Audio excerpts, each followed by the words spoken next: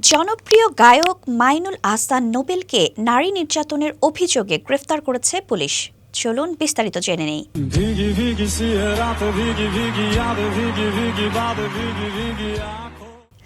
Dhaka metropolitan পুলিশের ডেমরা থানা সোমবার রাতে ডেমরার সারুরিয়ায় আমতলায় নোবেলের নিজ বাসা থেকে তাকে গ্রেফতার করে। ঢাকা মহানগর পুলিশের মিডিয়া অ্যান্ড পাবলিক রিলেশনস বিভাগের উপ পুলিশ কমিশনার মোহাম্মদ তালেবুর রহমান এ তথ্য নিশ্চিত করেছেন। তিনি জানান, নারী নির্যাতনের একটি মামলার ভিত্তিতে এই গ্রেফতার করা হয়েছে।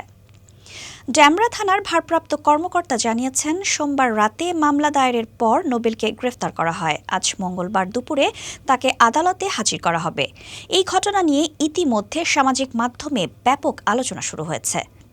মাইনুল আহসান নোবেল, যিনি সারেগামাপা খ্যাত গায়ক হিসেবে দেশে বিদেশে পরিচিতি পেয়েছেন, এর আগেও বিভিন্ন বিতর্কে জড়িয়েছেন তিনি।